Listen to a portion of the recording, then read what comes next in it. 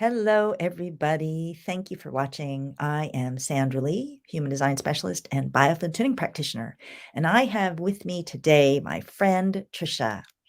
We have been doing a Biofield Tuning group session series focusing on memory and clear thinking, helping us to be able to have clear thinking, good memory, everything working well in my head all the way until the end of my life. So a nice long life, being able to use my brain well.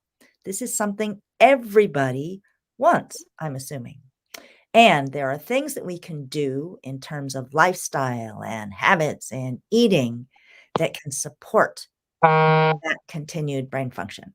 So Tricia is going to share her experiences with where we are in the series. We've done 3 out of the 8 sessions, and so she's got some things she wants to share.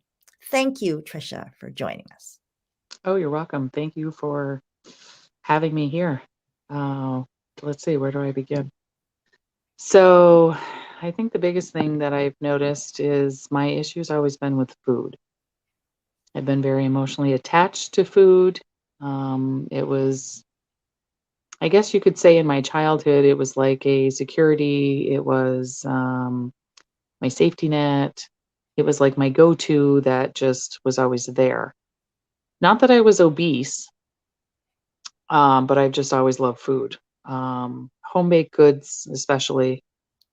As time went on, I noticed that I've suffered, several different types. Well, not really different types, but several different traumas, um, different times, and that has led me to not want to eat like the best foods. So what I've noticed in this group is, especially on Thanksgiving, I went to my sister's and I was super excited for Thanksgiving.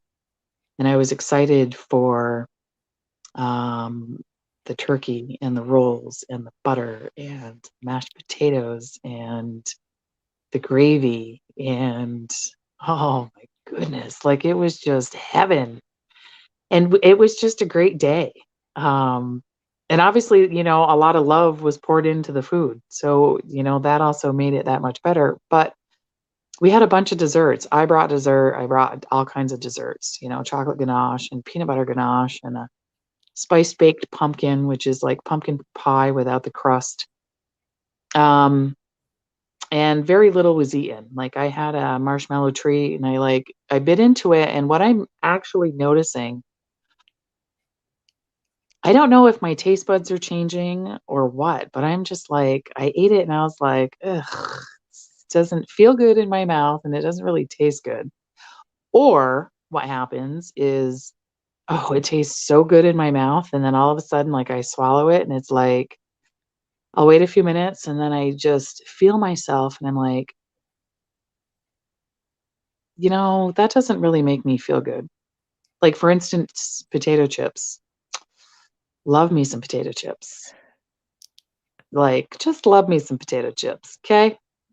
Just salted. I don't really need anything with them. Like, just love potato chips.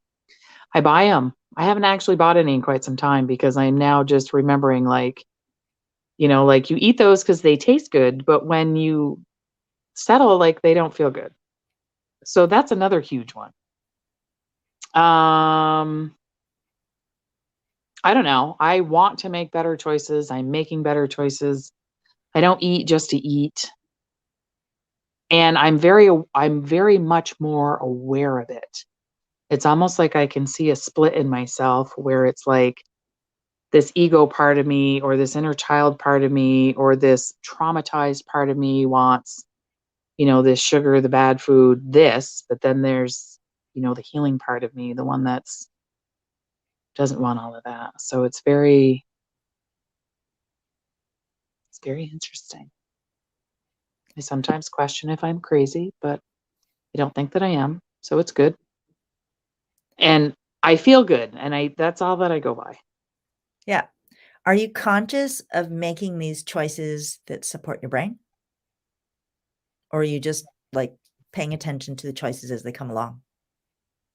I pay attention. I mean, there's sometimes where I get a little overwhelmed with the choice.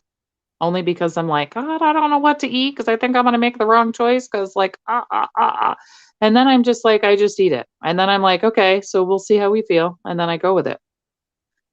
And it's almost like it's almost like I'm relearning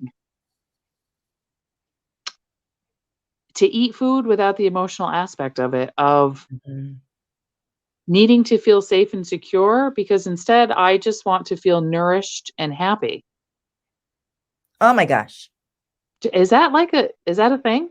Like, I think I Yes. figured that out, like, right now, like, right Yeah. now. What you just said. Noticing the difference between eating to feel safe and secure, because there's a need to eat to feel safe and secure, and Yes, then seeing how I actually feel, and then how my body feels. yes. These are things that for most people get all bound up together, and there's no choice about it. Well, I guess that's where my overwhelmingness was coming from, because I have felt like that for a long time, and that's not how I grew up. I remember growing up and I always had vegetables. I always had a salad, usually with every meal, at least dinner. And it was, potato, meat, veg. Wasn't a whole lot of meat, but there was a lot of veg. There was, rice or potatoes or whatever. But we usually always had a salad with dinner as well. And I noticed that I get very overwhelmed, or I did. And now I'm like, no, that's what I want to eat. And so, like, that's what I made dinner the other night. My son and his girlfriend were here, and that's what I cooked. We had deer steak. Uh, This is what I cooked. We had deer steak, and I made a strip steak. I had corn and green beans, and there was mashed potatoes, and there were he had my son had hash browns, and then I made two salads for her and I, and cottage cheese. I mean, and like, I ate every single bite of it, and I was like, "Oh my god!" Like, everything in me was just like, "Hallelujah!" It was the funniest thing, and oh my god, it was so much food. Oh, but I didn't even care, and I was just like, "Oh, this is just makes me so happy," and it was so good.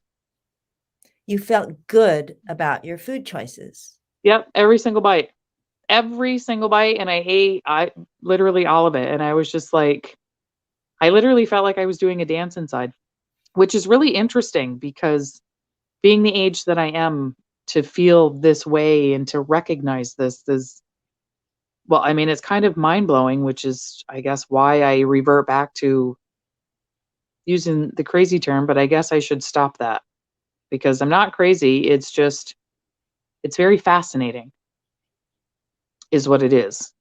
So one of the things I've been having the people in our group pay attention to is the emotions we feel associated with these various things, eating habits, and starting to pull them apart and no longer do these things automatically based on old conditioning, old things that happened, and to say, what is it I want? What serves me?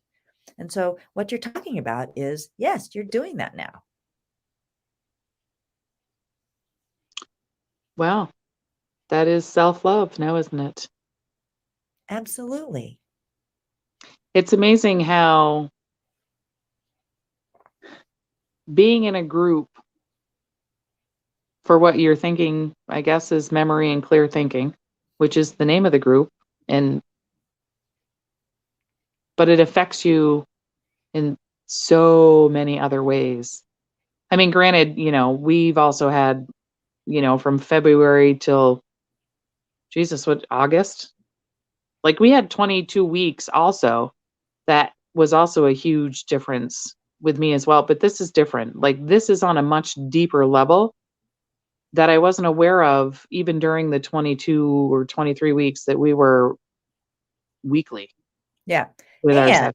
when we were doing weekly biofield tuning sessions, one of the issues, big issues you were struggling with was this thing about food Yep.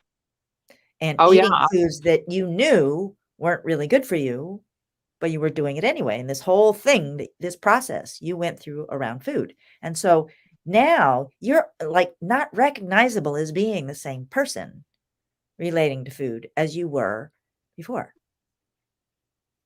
Yeah, and the one thing that I've noticed is my skin on my face is so soft.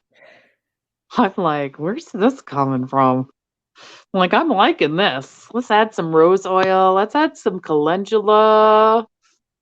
Let's just rub it all in before we go to bed. And it's kind of amazing on how it's a trickle effect where the self-love just now comes in. Because now you just want to do more. Why? Because it feels good. Yeah. Sorry, I didn't mean to do a side view. Because it So, just feels good. yeah, what I said when we started this program is when you make changes to support your brain health, it's going to affect everything about your health, about how you feel. You know, you're talking about suddenly wanting to take better care of yourself. Otherwise, just like, Yeah. oh, my skin feels nice. I want to take care of it. Yes. It's like making lifestyle changes affects everything. Yeah, well, I didn't think that this group or these tunings would have this sort of effect. But sitting here in the moment is where I'm able to really, really dissect and be more aware of it.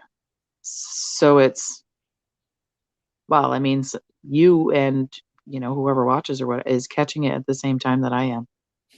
So it's actually, I think that's pretty awesome. Yay. Yay. Yeah. Anything else you want to say, share? You're fabulous and I love you and everybody needs this work. And by you, especially now with some stones that you have, because talk about powerful and amazing. Yes, please. Thank you so much. No, thank you. You're so welcome, but thank you. Okay, well, everybody, thank you so much for watching. And just so you know, I've got another Memory and Clear Thinking series starting in April, and you can take advantage of a holiday early bird special and register before the end of this year. Thank you so much, Tricia. It has been wonderful, wonderful, wonderful knowing you, working with you, and having you on today. Same with you. Thank you, Sandra. Thank you. You're welcome. Breathe, everybody.